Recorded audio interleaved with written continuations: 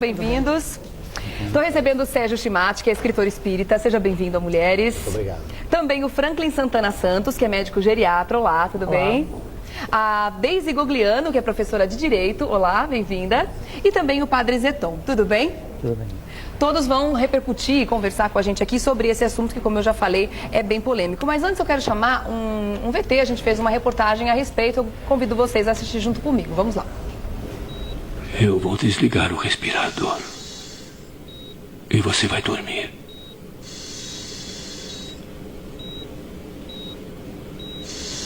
Então te dou uma injeção e você continua dormindo. Religiões antigas e até as mais modernas condenam o suicídio, motivo pelo qual falar em tirar a própria vida seja assunto extremamente delicado, ou por que não dizer assunto proibido. Em condições plenas de saúde física e mental, fica fácil argumentar que dias melhores virão e que os problemas que agora causam desespero não passam de uma má fase. Mas como manter a esperança quando a dor e o sofrimento se prolongam por muitos anos? Foi o drama enfrentado pelo marinheiro espanhol Ramón Sampedro, que teve a história contada em Mar Adentro, vencedor do Oscar de melhor filme estrangeiro em 2004. Ramón ficou tetraplégico em um acidente e depois de 26 anos conseguindo mover apenas os músculos do rosto, viu a morte como a melhor saída.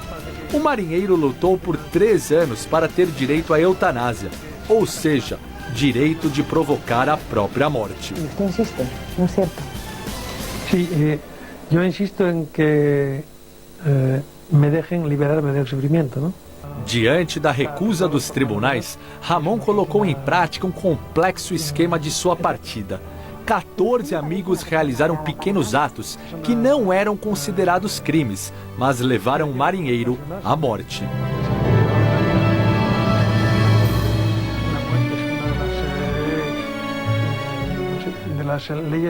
Já no caso de eutanásia de Eluana Englaro, a situação era um pouco diferente. A italiana só se manteve viva depois de um acidente de carro que a deixou tetraplégica em 1992, graças à ajuda de aparelhos.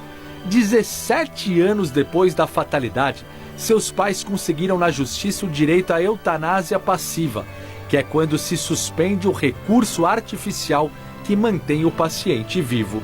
No caso de Eluana, foram suspensas a alimentação e a hidratação feitas através de aparelhos, o que resultou em sua morte. Mas e quando o paciente não pode decidir pelo seu futuro? Os pais e o marido de Terry Schiavo travaram uma verdadeira batalha judicial pela vida da americana. Terry viveu 15 anos sobre uma cama, em estado vegetativo considerado irreversível. Os pais queriam que ela continuasse viva. O marido afirmava que Terry, antes do acidente, teria manifestado o desejo de não ser mantida viva caso um dia se visse numa condição como aquela. A justiça permitiu a eutanásia. Aos 41 anos, Terry Schiavo morreu em uma casa de repouso depois de 2 semanas sem receber água e comida.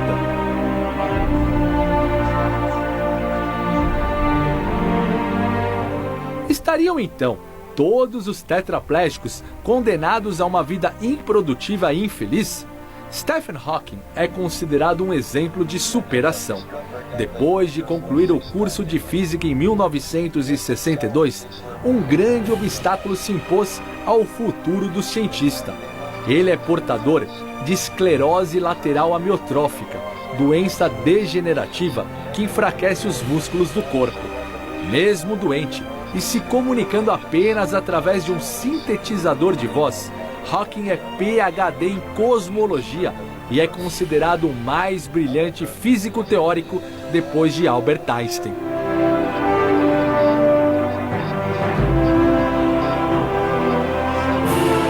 Stephen Hawking, o cientista brilhante, Ramón Sampedro, o marinheiro que ficou tetraplégico, Eluana Englaro, a italiana mantida viva por aparelhos. Terry Schiavo, a vítima de acidente que não poderia decidir pelo próprio destino. 4 histórias parecidas e 2 questões principais. Um ser humano deve ter o direito de tirar a própria vida? Que limites impostos por uma doença são suficientes para que alguém desista da vida?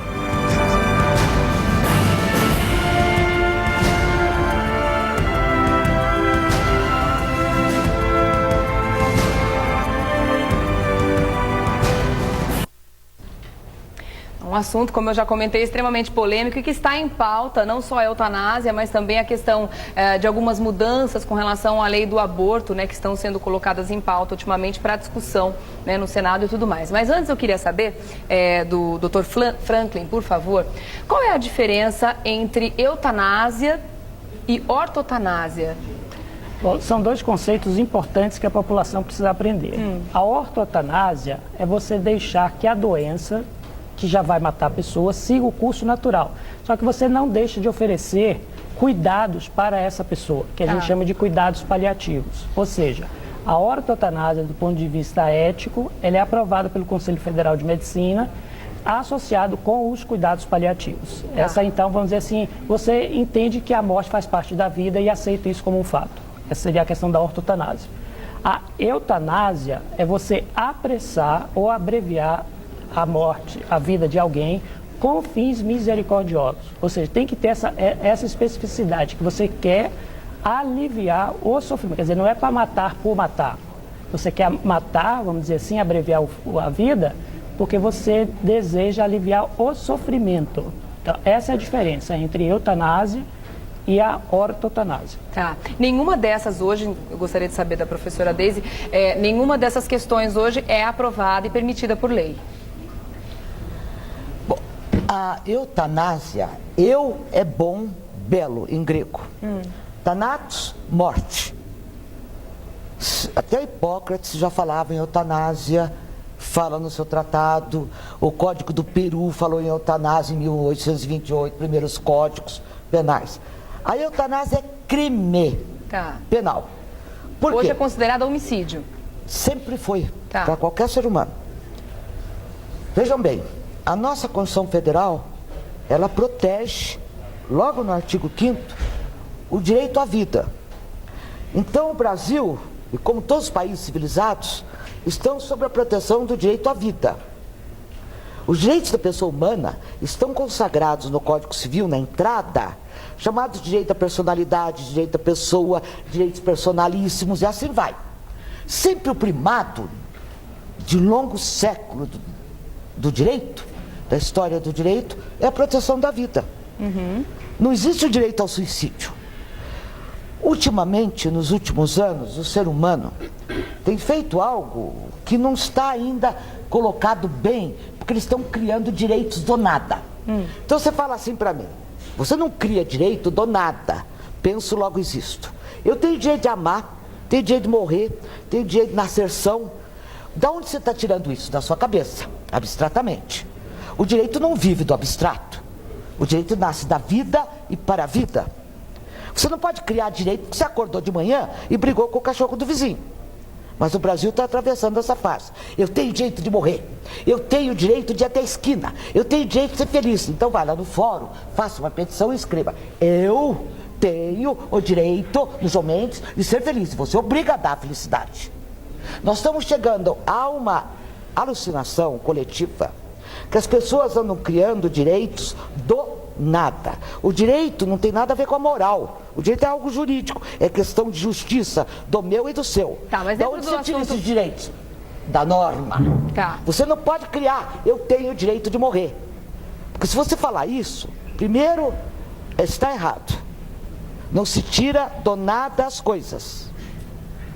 Nada é nada. Você está trabalhando com... Quem que te autoriza? Qual é a norma que te autoriza? Nenhuma, porque a proteção é a vida. Mas dentro do assunto eutanásia, a gente está passando aí por Você não tem direito à eutanásia, não tem direito ao suicídio, mas não tem nada que se contraponha. Uma votação neste momento com algumas mudanças com relação à lei da eutanásia. Agora é outro assunto. Código Penal. Projeto.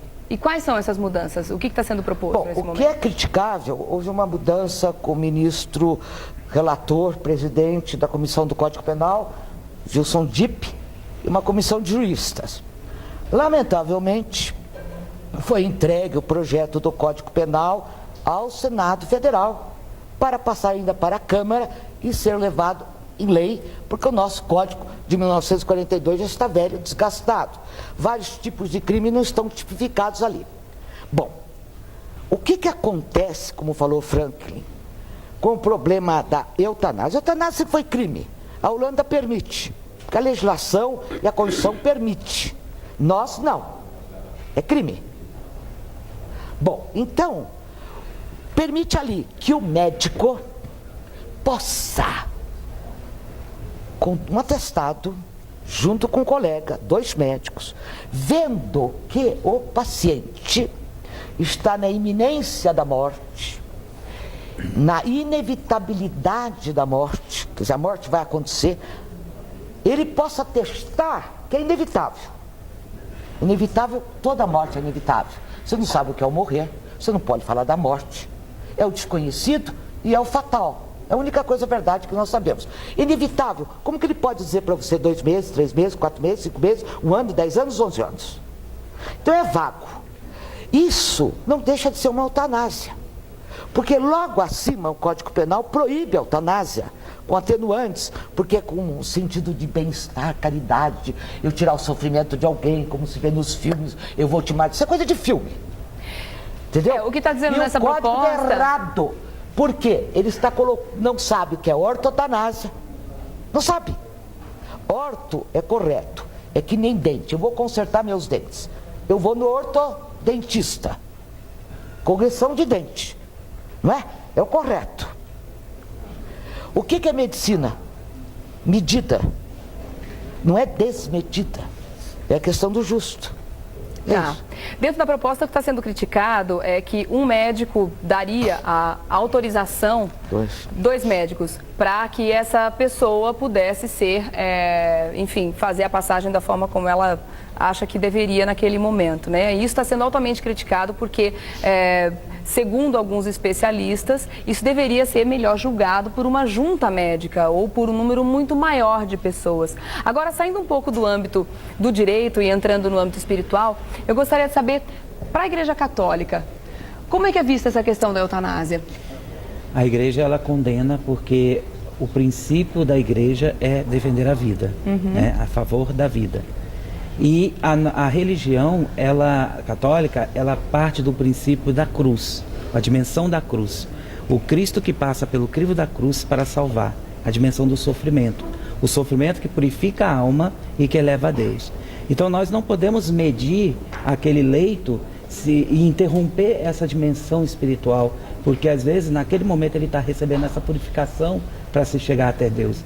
Então o homem ele não tem esse direito, ele não tem essa faculdade de interromper, porque isso é a lei divina.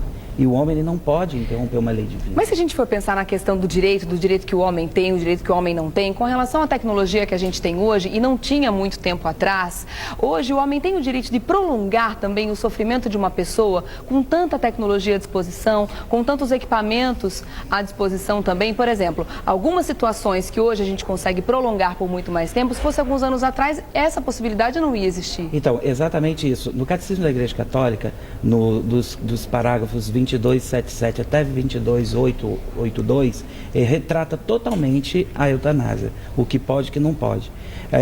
Há um concubinato, até o que o doutor fala, né? A ortotanásia, que é, ou seja, deixar o curso da morte morrer. Mas o médico, ele tem a obrigação de ir salvaguardando o quê? Que o sofrimento seja aliviado, um alívio imediato daquela dor, entendeu? Não é prolongar o sofrimento, é deixar que o curso vá até onde tem que ir, né? Todo mundo nasce com esta dinâmica, nasce e morre, né? O tempo é Deus quem sabe.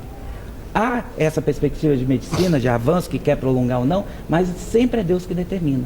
O homem ainda não tem essa dimensão espiritual. Então a tecnologia, o avanço, tudo acaba esquecendo essa dimensão do tempo de Deus, que Deus faz, e às vezes a pessoa está naquelas gotas das horas do seu viático, ou seja, da sua passagem para realmente ir para Deus, ali está sendo purificado e vem e interrompe. Pode interromper toda uma história de Deus na vida daquela pessoa. Tá, então quer dizer que independente do que a gente tem em termos de tecnologia à disposição, a vontade de Deus é sempre soberana. Soberana. Da visão espírita, qual é a crítica ou, enfim, o apoio à eutanásia que os espíritas têm em cima desse assunto? Realmente a medicina pode interferir a esse ponto de prolongar a vida desse paciente, mesmo sem ter muita esperança de que essa pessoa tenha uma vida mais próxima da vida que ela tinha antes de sofrer um acidente ou de passar por determinada doença? Eu tenho observado aqui que os companheiros eles estão numa unanimidade de ideias em relação a isso. De serem contrários, né? Maior parte. Exatamente. Porque se preconiza o seguinte, tanto as correntes espiritualistas como a espírita, de que você não se trata de prolongar a vida. Na realidade, a vida nos dada por Deus, ela tem um momento certo para ser retirada. E quem sabe disso é o próprio Deus. Então, existem questões que ficam difíceis de discutir quando se fala de uma ótica racional num momento tão emocional. Porque a família sofrendo o desgaste de um paciente, por exemplo, na UTI, ele tem aquela visão de que ele pode ser caridoso se ele estiver retirando a vida daquela pessoa. É um erro. Porque onde pode existir a caridade, se você acredita na existência da vida depois da morte. Então, se você está passando por um momento difícil e aqueles cruciais últimos momentos, né, eles podem ser um fator benéfico para quando, no último, derradeiro momento, você ter um arrependimento, você ter o perdão para aquele que te ofendeu. Uma reflexão em cima de algum momento da sua vida. Exatamente. E existe outro aspecto também das pessoas imaginarem o seguinte, como disse a doutora Deise, você tem a possibilidade do paciente optar pela eutanásia. Quer dizer, ele querer que a vida seja abreviada. No entanto, existe também a outra possibilidade de um paciente que não pode se manifestar e a família tomar essa decisão ou ter a ideia de se cometer eutanásia. Tanto de um lado quanto de outro, na nossa visão, isso seria inconcebível, considerando que quem dá a vida é Deus e que só Deus pode retirar essa vida. É inclusive uma questão muito controversa, porque, como você citou, a pessoa, no caso de não ter a opção de cometer o suicídio, né, porque ela está numa cama, porque ela está impossibilitada, se ela tem esses movimentos, se ela vai conseguir tomar uma atitude, ela não quer mais viver, ela vai lá e se suicida. No caso, uma pessoa que está numa cama não tem essa possibilidade. Eu acho que não sei se é esse a questão central dessa nova discussão, mas na opinião de vocês, por que esse assunto está sendo trazido à tona neste momento? Eu acho que também tem uma outra coisa que é assim, a sociedade ocidental, ela tem muita dificuldade, aliás, eu acho que o mundo inteiro, em discutir morte e morrer. Tanto é que esse assunto normalmente é vetado, ele é tabu em qualquer instância que a gente esteja, na sociedade, na escola, na faculdade, dentro da mídia, quer dizer, as pessoas não podem discutir morte. Porque morte virou um assunto interdito na nossa sociedade. Um assunto porque simplesmente a gente avançou tanto tecnologicamente, mas a gente não tem uma resposta, digamos, do ponto de vista científico agora, para o que seja a morte. O que é a morte? E a morte leva aonde? Será que existe vida após a morte? Será que não existe? Se isso é uma verdadeira, se isso é uma questão de ciência, isso é uma questão de religião. Então, quer dizer, para além das questões das crenças pessoais das pessoas com relação à vida após a morte, porque quando eu opto pela eutanásia, eu estou dizendo duas coisas nessa questão, do ponto de vista da perspectiva, por exemplo, da religião, da perspectiva de sobrevivência pós-morte. Eu estou dizendo que, provavelmente, quando morrer, acaba tudo. Acaba a vida, acaba a consciência, acaba a dor e acaba com o sofrimento. Pronto, morri, então é a melhor coisa. Quer dizer, se eu estou sofrendo e ninguém está cuidando desse sofrimento, que seria a questão dos cuidados paliativos, quer dizer, o sofrimento ele só é intolerável quando ninguém cuida, dizia Cicely Saunders, uma médica inglesa responsável pelos cuidados paliativos. Ou seja, as pessoas pedem eutanásia porque elas estão dizendo, na verdade, eu estou sofrendo e essa dor para mim é intolerável. É isso que elas estão dizendo quando ela pede eutanásia. Se você tem opções de, vamos dizer assim, atender esse sofrimento, minorar esse sofrimento, né? Então você tem que entrar nessas considerações a respeito de. E também será que de fato existe vida após a morte? Será que alguma evidência, por exemplo, científica, de que nós podemos sobreviver? Quer dizer, quem que garante, por exemplo, que se eu fizer a eutanásia, o sofrimento passa? Quem sabe se depois não existe de fato vida após a morte e esse sofrimento vai ser pior? Não tem uma resposta. A ciência não tem uma resposta para essas questões. Mas isso vem à tona com relação à questão da eutanásia. Quer dizer, nós vivemos um momento em que a ciência avançou muito, tecnologicamente falando. Então, quer dizer, nós temos quase a fantasia de que um dia a medicina vai achar uma cura para a morte, né? É isso que as pessoas acham o tempo inteiro. Vai chegar lá, então, dizendo, vamos botar na UTI. Como se UTI fosse curar a morte. UTI não cura a morte. UTI cura, ou vamos dizer, dá perspectiva de vida para quem de fato tem como sair daquela situação. Aqui.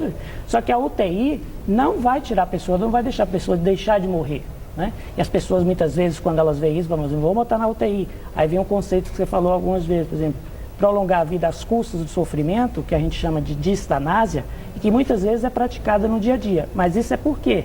Porque as pessoas não conseguem aceitar a morte como parte da vida. As pessoas têm muita dificuldade. E não se trabalha isso é natural no na ser humano, sociedade. opor vida e morte. Quer dizer, nós devemos, então, para além da questão da eutanásia, levar uma outra discussão, que é a educação para a vida e para a morte. Porque a morte faz parte da vida e nós temos que ser educados ou trabalhar essa questão da morte em todas as nossas instâncias. Se fosse melhor trabalhado, a gente conseguiria conversar melhor, mais abertamente sobre isso, sem tantos tabus. Eu vou dar um recadinho e volto já para a gente continuar nosso assunto, tá bom? Tá bom. Até já. Voltando aqui para conversar com os convidados de hoje a respeito da eutanásia. Eu quero saber também de vocês o seguinte, porque a gente conversou sobre essa questão da dor, do sofrimento, que vai se prolongando por muitos anos. Mas para quem está... Na situação das pessoas que estão muito bem, que está tudo bem, a pessoa está levando a vida dela numa boa, é muito fácil falar que dias melhores virão. Mas para uma pessoa que está numa cama já há muitos anos e está levando essa dor, esse sofrimento por muito tempo, como fazer para que a gente dê e leve esperança para essas pessoas? Eu vou até mencionar um exemplo aqui que nós estávamos comentando, de uma amiga nossa, Kátia. Ela teve durante 4 anos que o pai dela ficou em estado assim de coma. E se questionou se seria o caso de se aplicar a ortotanásia e eles retirarem, né, a sonda nasogástrica que dá a alimentação, né, a nutrição para o paciente e tal. E eles optaram por não fazer, porque eu acredito que vocês concordem comigo que seria então não o princípio de se manter a vida, mas de matar de fome. Foi o que aconteceu e um dos exemplos que a gente mostrou, inclusive, na matéria antes da discussão. Existem alguns casos em que existe uma distorção em relação a isso, porque no momento emocional que a pessoa passa, ela pode argumentar que ela pode ter misericórdia, confundindo a caridade com relação a isso. Por quê? Será que esta pessoa que pensa em cometer uma eutanásia com relação ao próprio ente querido, ele não está querendo realmente, inconscientemente, se livrar de um problema, não é? Se livrar do peso. Exatamente, porque muitas vezes nós não conseguimos lidar com os próprios sentimentos. E muitas vezes a emoção domina de tal forma que nós ficamos totalmente obliterados nas circunstâncias de decisões.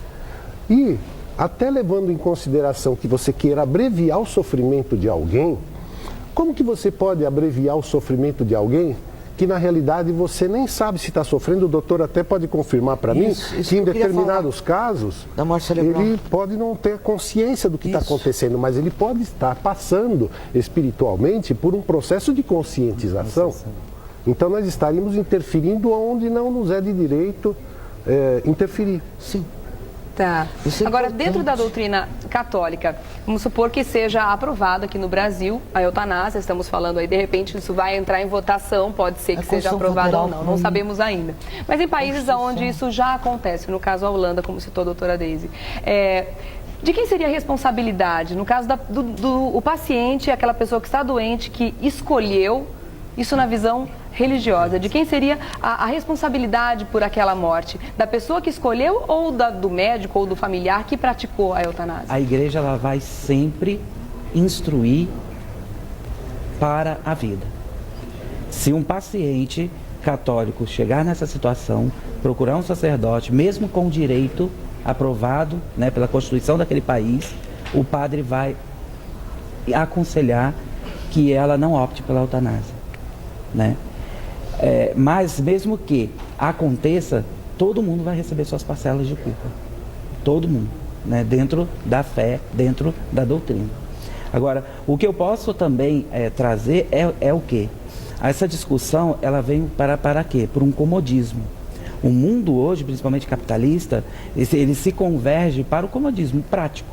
Aquilo que me proporciona prazer, eu estou indo, entendeu? A internet que não me faz ir ao banco mais, a TV que não me faz ir a ninguém, o telefone celular que não me faz mais ir a visitar uma pessoa, que me liga do outro lado do mundo, tudo pelo comodismo. Então, é muito cômodo, né, eu poder, aquela pessoa estava comigo, agora ela está doente, eu, por caridade, eu interrompo para não ter mais aquele trabalho que eu vou ter que ter, porque vai mudar toda a minha vida, vai mudar todo o meu regimento, vai mudar toda a minha história, né, porque eu vou ter um doente, eu vou ter que se remanejar para toda essa. Então, o comodismo leva para essa frieza, entendeu? Que acaba apagando o que é de espiritual. O espiritual é sempre pelo sentimental, mas também para o emocional. Para o emocional criar um bem-estar, né? Então, o que a gente tenta hoje não é proibição, não é ir contra, não é bater contra. A gente protege esse direito que Deus nos dá de viver o tempo que Ele programou para nós. Dentro do espiritismo, imagino que isso também deve ser altamente condenável a atitude de todas as pessoas envolvidas, já que o suicídio em si já não é uma prática onde, enfim, vocês acreditam que tem aí uma série de consequências para a pessoa que comete uma prática desse tipo, né? Até acrescentando o seguinte, você quando promove a distanásia, que é o prolongamento da vida dessa pessoa, na realidade, o que você está fazendo é proporcionando uma possibilidade. Porque você também está atribuindo a isso, a tecnologia que você tem hoje para manutenção da vida é muito grande. Você pode manter, por exemplo, uma vida vegetativa por anos a fio. Então, todos os recursos que você puder empregar para manutenção da vida é plausível, não é? E levando sobre o aspecto da medicina, inclusive, soube que você tem condições de manter a vida, mas quando a vida se extingue, ela por si só se expira. Então, a nossa visão, né, a espiritualista, a espírita, exato, ela é de que você realmente deve manter a vida o quanto ela tiver que existir. Que, como a gente disse anteriormente, só quem pode retirar a vida é Deus. Uhum. Eu acho que também outra questão que é importante nessa discussão, e que a gente está discutindo tudo aqui, o fundo é qual é o sentido da vida? Então, quer dizer, o sentido da vida é o quê? Para você, para mim, então vai variar de acordo com os valores que cada um tem. Quer dizer, faz sentido para você, por exemplo, ou para mim, viver em cima da cama? Pode ser que de uma determinada pessoa acha que não tenha sentido, que não encontre sentido. Então existe, inclusive, tem um psiquiatra da terceira linha de Freud, que era o Viktor Frankl, que ele falava da questão do sentido, quer dizer, da logoterapia. Quer dizer, eu tenho que encontrar sentido para o meu viver, para a minha vida, com saúde ou sem saúde. Quer dizer, se eu entendo que a vida só vale a pena quando eu estou saudável, quando eu tenho dinheiro, quando eu sou rico, quando eu posso consumir, e quando eu estou na miséria, eu estou na pobreza, ou eu estou doente, então já não tem mais sentido o meu viver, então que tipo de vida é esse? Quer dizer, que sentido é esse? Quer dizer, o sentido está ligado só às coisas materiais? É só isso? Quer dizer, eu só vivo bem, eu só posso existir se eu tiver dinheiro, prazer, e se eu não tiver essas coisas, então eu tiro.